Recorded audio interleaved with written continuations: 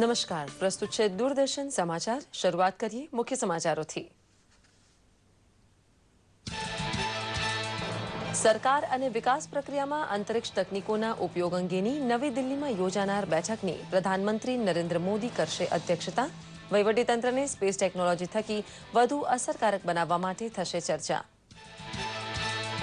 પાકિસ્તાન દ્વારા જમ્મુ કાશ્મીરમાં ફરી એકવાર સંઘર્ષ વિરામનું કરાયું ઉલ્લંઘન।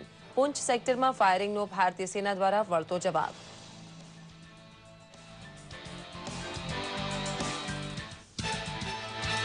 નર્મદા વન વિભાગની અનોખી પહેલ। ગુજરાતમાં સૌપ્રથમ દેવમોગરા યાત્રાધામ ખાતે શરૂ કરાયું વોટર એટીએમ। ₹1 યાત્રાળુઓને મળી શકશે પીવાનું ઠંડુ અને શુદ્ધ પાણી। સમાજસેવા ક્ષેત્રે ઉત્કૃષ્ટ પ્રદાન બદલ ગુજરાતના 10 ભેખધારીઓને અમદાવાદમાં વર્ષ 2013-2014ના ધરતી રત્ન એવોર્ડ એનાયત કરતા રાજ્યપાલ ઓપી કોહલી।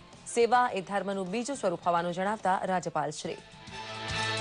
આજે શ્રાવણ મહિનાનો અંતિમ સોમવાર। શિવ મંદિરોમાં ભોળા શંભુને રીઝવવા પૂજન અર્ચનના યોજાયા વિશેષ કાર્યક્રમો।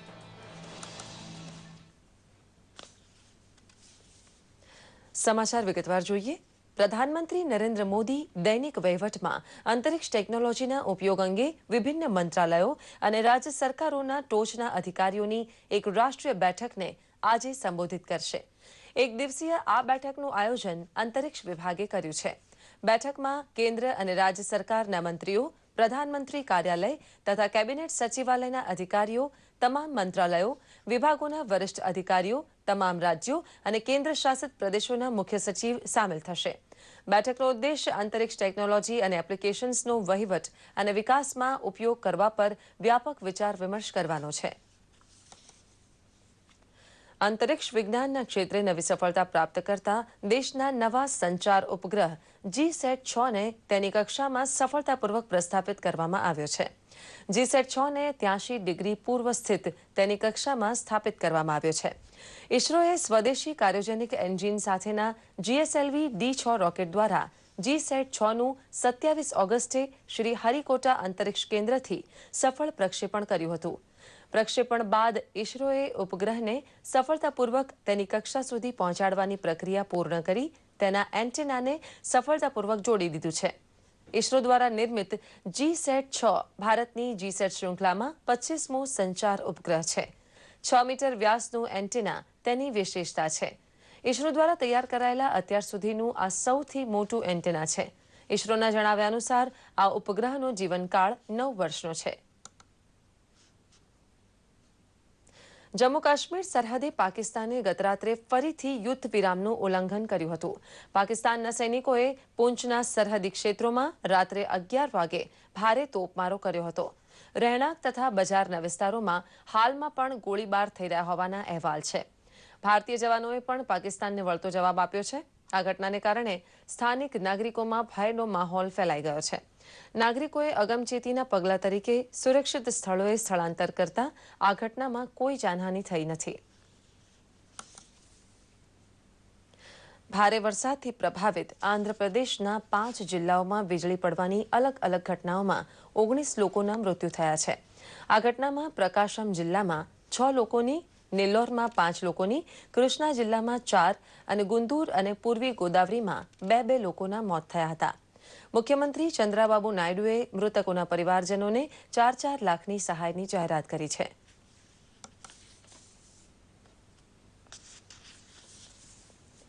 નર્મદા જિલ્લાના દેવમોગરા યાત્રાધામ ખાતે ગુજરાતનું સૌપ્રથમ વોટર એટીએમ કાર્યરત થયું છે। વન વિભાગ દ્વારા થયેલી આ અનોખી પહેલ અંગે એક રિપોર્ટ પ્રસ્તુત છે। તમે બેંક એટીએમમાં કાર્ડ નાખી નાણાં મેળવી શકો, પણ એટીએમમાંથી પાણી મળે એવું જોયું છે? હા, આવી પહેલ થઈ છે નર્મદા જિલ્લાના સાગબારા તાલુકાના દેવમોગરા યાત્રાધામથી। ગુજરાતમાં સૌપ્રથમ વખત આ આદિવાસી વિસ્તારમાં વોટર એટીએમ એટલે કે any time mineral water machine વન વિભાગ દ્વારા ખુલ્લું મુકાયું છે। આજે દેવમોગરા ખાતે ફોરેસ્ટ વિભાગે આખા ગુજરાતમાં પહેલીવાર એટીએમ પીવાના પાણીનું મશીન આજે અમે લોકાર્પણ કર્યું છે અને લોકોને ઠંડુ અને ફિલ્ટર પાણી ₹1 સિક્કો નાખશે ચોખ્ખું પીવાનું આજે દેવમોગરાના પ્રવાસીઓને ઉપલબ્ધ થશે. પ્રવાસીઓ પણ ખુશ થયા છે. રૂપિયા 10 લાખના ખર્ચે કાર્યરત થયેલા આ વોટર એટીએમમાં 1 રૂપિયાનો સિક્કો નાખવાથી ઠંડુ અને શુદ્ધ પાણી મેળવી શકાય છે. देवमोगरा मंदिर पास अगर नर्मदा जिला ने पहली बार पानी ना वाटर एटीएम हमारी फॉरेस्ट डिपार्टमेंट थ्रू फैसिलिटेट किया. उसका रेट अंदाजित 10 लाख हमने स्पेंड किया. यहाँ के टूरिस्ट लोगों को शुद्ध पानी देवा माटे हमारे ओर से ही वाटर एटीएम का फैसिलिटीज अरेंज किया. नर्मदा वन નીર તરીકે આનો અહીંયાથી આપણને લોકોના લાભાર્થે આ જાહેર જનતાના માટે ખુલ્લું મૂકવામાં આવે છે. દેવમોગરા એ આદિવાસીઓની કુળદેવી હોય લાખો યાત્રાળુઓ અહીં દર્શન માટે આવે છે. આ યાત્રાળુઓ માટે આ વોટર એટીએમ આશીર્વાદરૂપ સાબિત થશે. એટીએમ મશીન પાણીની સુવિધા દેવમોગરા ખાતે જે થઈ છે તે ખરેખર સારી છે અને લોકોને ઠંડુ પાણી અને ફિલ્ટરવાળું પાણી મળશે. આદિવાસી વિસ્તારમાં શરૂ થયેલી આ નાનકડી પહેલ અન્ય જગ્યાઓએ પણ વિસ્તરી વિશાળ વટવૃક્ષનું સ્વરૂપ લે તો સોનામાં સુગંધ ભળે. દૂરદર્શન માટે નર્મદાથી દીપક જગતાપનો રિપોર્ટ. સામાજિક ક્ષેત્રે ઉત્કૃષ્ટ પ્રદાન બદલ ગુજરાતના 10 વ્યક્તિ વિશેષોને વર્ષ 2013-2014ના ધરતી રત્ન એવોર્ડથી સન્માનવામાં આવ્યા.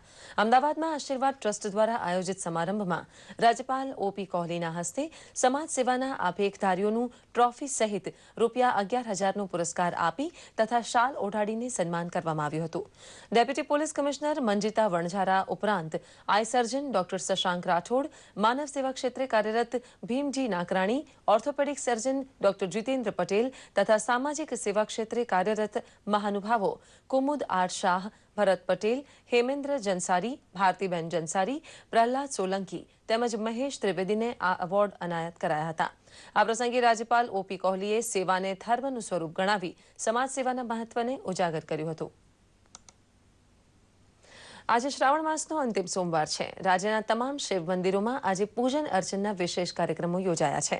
પવિત્ર શ્રાવણ માસમાં ખાસ કરીને ભોળાનાથ મહાદેવને રીઝવવા માટે ભક્તો દ્વારા જુદા જુદા શિવલિંગો બનાવી પોતાની આસ્થા ટકાવી રાખતા હોય છે.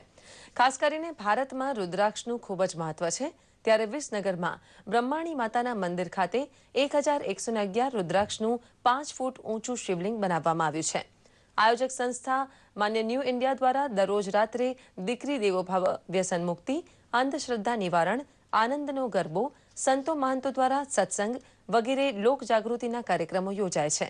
આ તમામ રુદ્રાક્ષ શ્રાવણ મહિનો પૂર્ણ થતાં જ લોકોને પ્રસાદ રૂપે નિઃશુલ્ક વિતરિત કરવામાં આવશે. નિઃશુલ્ક વિતરિત કરવામાં આવશે. શ્રી માયનીનો ટ્રસ્ટ વિસનગરના કમલેશભાઈ વૈદ્ય અને શ્રી બ્રહ્માણી માતાજી મંદિર પરિવાર આની સમગ્ર ઉપક્રમથી અમે આ કામ કરી શક્યા છીએ.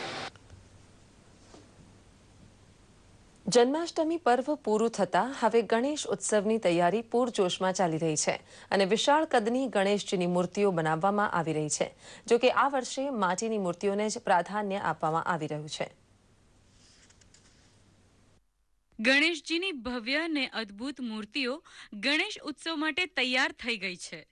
મોટા ભાગે આ મૂર્તિઓ પ્લાસ્ટર ઓફ પેરિસથી બને છે. પરંતુ ગુજરાત સરકારે જળ પ્રદૂષણની ચિંતા કરીને માટીની મૂર્તિઓ બને તેવી પહેલ કરી છે. તે માટે તાલીમ પણ આપવામાં આવી છે.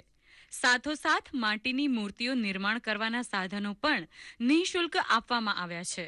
તમામ કારીગરોને ધીમે ધીમે માટીની મૂર્તિ તરફ વાળવાનો સરકારનો આ પ્રયત્ન છે અને આ ખૂબ લાંબા ગાળાની યોજના છે અને જેના લીધે કારીગરોને તેમજ રાજ્યના પર્યાવરણને ખૂબ ફાયદો થશે. અત્યાર સુધીમાં અમે 1000 જેટલા તાલીમાર્થીઓને તાલીમ આપી છે. રાજ્યમાં આ રીતે ઇકો ફ્રેન્ડલી મૂર્તિનું પ્રચાર થાય, લોકોમાં જાગૃતિ આવે અને પર્યાવરણને આપણે જાળવીએ એ માટેના પ્રયત્નો રાજ્ય સરકાર શ્રી દ્વારા અત્રેની સંસ્થા મારફત હાથ ધરવામાં આવ્યા છે. માટીની મૂર્તિઓ બનાવવા માટે રાજ્યભરમાંથી 1000 જેટલા મૂર્તિકારોને પ્રોજેક્ટ હેઠળ સાંકળીને તેમને તાલીમ આપવામાં આવી છે. જોકે સરકારના આ પ્રયાસને સ્વીકારવામાં કેટલાક મૂર્તિકારોને સમય લાગી શકે તેમ છે.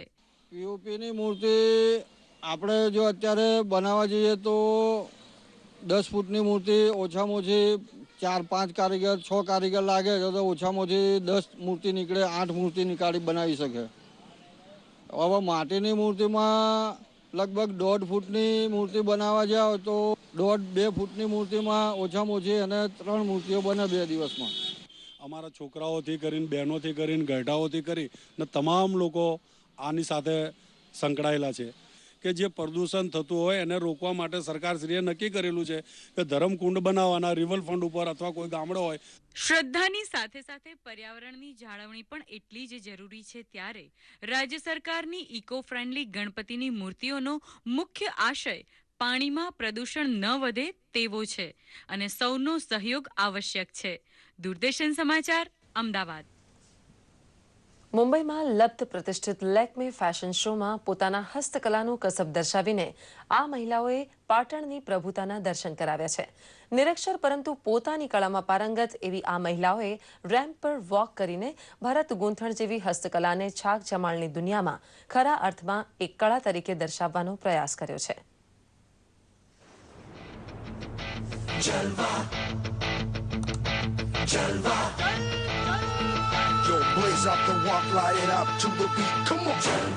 રેમ્પ પર વોક કરી રહેલી આ મહિલાઓ છે પાટણ જિલ્લાના સાંતલપુર તાલુકાના અંતરિયાળ એવા બાવરડા, બાબરા, પાટણકા જેવા ગામોની. નિરક્ષર પણ ભરત ગૂંથણની કળામાં પારંગત એવી આ મહિલાઓએ આહિર ભરત, રબારી ભરત, સાદુ ભરત વગેરે જેવી કળાને ઝગમગાટની દુનિયામાં ચળકાટ અપાવવાનો પ્રયાસ કર્યો છે. અમારા કામની કદર નહોતી, વિકાસ નહોતો અમારા કામનો.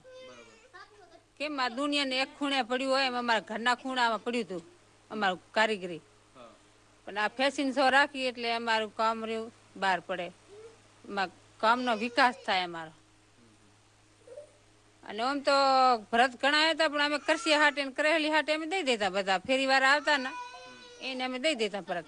આ મહિલાઓ આજે આર્થિક ઉપાર્જન કરીને પોતાની બીજી પેઢીને સાક્ષર બનાવવામાં ભગીરથ પ્રયાસમાં લાગી ગઈ છે. અંતરિયાળ ગામોની હોવા છતાં પણ ગ્રામ્ય પરિવેશને વિશ્વના ફલક ઉપર ધ્રુવ તારકની જેમ નિખારી રહી છે. સાંતલપુર વિસ્તારની 15,000 જેટલી મહિલાઓ આ કામમાં આજે પણ જોડાયેલી છે. પહેલા પછી દીકરા ભણતા હતા પણ હવે અમે દીકરીઓ ભણાવીએ છીએ. દીકરીઓ ભણ્યું તો પછી આ સેવામાં પાછું નવી પેઢીની પણ હવે બેનું જોડાણ્યું છે. અમે જૂની પેઢીની હતી પણ અમારું પહેલું જૂનું કામ હતું અને અત્યારે દીકરીઓ આ નવી પેઢીમાં જોડાણ્યું છે ને તો અત્યારે ભણ્યું તો અત્યારે મહિને 4, 8, 10 હજાર રૂપિયા પણ બેનું પણ અત્યારે કમાતી હું. સ્વનિર્ભરતાની ખુમારી અને સ્વાશ્રય હોવાનો તેજ પુંજ ચહેરા ઉપર ઉજાસની જેમ છવાયેલો છે અને મનમાં દ્રઢ સંકલ્પ છે હસ્તકલાના સથવારે વિકાસની કેરી કંડારવાનો અને 7 પેઢીને તારવાનો. આદિકાળથી ભારતીય સંસ્કૃતિમાં સ્ત્રી સશક્તિકરણ પર ભાર મુકાયો છે. ભણતર નહોતું પરંતુ ગામડાઓને હુન્નર થકી રોજગાર મળતો હતો, જે આજે પણ મુંબઈમાં રેમ્પ કર્યા બાદ ગ્રામીણ મહિલાઓએ એ બતાવી દીધું છે કે ગુજરાત સ્ત્રી સશક્તિકરણમાં દુનિયામાં આગળ છે. ભરત ચૌધરી, દૂરદર્શન સમાચાર, પાટણ. કૃષ્ણ જન્મના બીજા દિવસે એટલે કે શ્રાવણી નોમે સમગ્ર રાજ્યમાં નંદ મહોત્સવ નિમિત્તે મટકી ફોડના કાર્યક્રમો યોજાયા હતા. ગઈ સાંજે સાબરકાંઠા જિલ્લાના ખેડબ્રહ્મા ખાતે પણ હાંડી ઉત્સવ યોજાયો હતો. સમગ્ર સાબરકાંઠા અને અરવલ્લી જિલ્લામાં મટકી ફોડનો કાર્યક્રમ એકમાત્ર ખેડબ્રહ્મામાં પ્રતિવર્ષ યોજાતો હોય છે. ગઈકાલે પણ યોજાયેલા આ કાર્યક્રમમાં બંને જિલ્લાઓમાંથી 5,000 જેટલી જનમેદનીએ ભાગ લીધો હતો. મટકી ફોડવા ઊંચી બોલી ચડાવો બોલાયો હતો. સઘન પોલીસ બંદોબસ્ત વચ્ચે ગોવિંદાઓએ મટકી ફોડી કૃષ્ણ ભક્તિ અદા કરી હતી. મારુતિ સેવા મંડળ તરફથી કૃષ્ણ જન્મોત્સવ ઉજવાય છે, જેના બીજા દિવસે દહીં હાંડી ફોડવાનો પ્રોગ્રામ ઉજવાય છે, જેમાં સાબરકાંઠા જિલ્લાની અંદર અને ખેડબ્રહ્મા તાલુકાની સમસ્ત પબ્લિક ઓછામાં ઓછી 5,000 થી 6,000 પબ્લિક દર્શન માટે આવે છે અને દહીં મટકીનો ફોડો કાર્યક્રમ રાખે છે. આ સાથે જ આ બુલેટિન અહીં સમાપ્ત કરીએ છીએ. નમસ્કાર.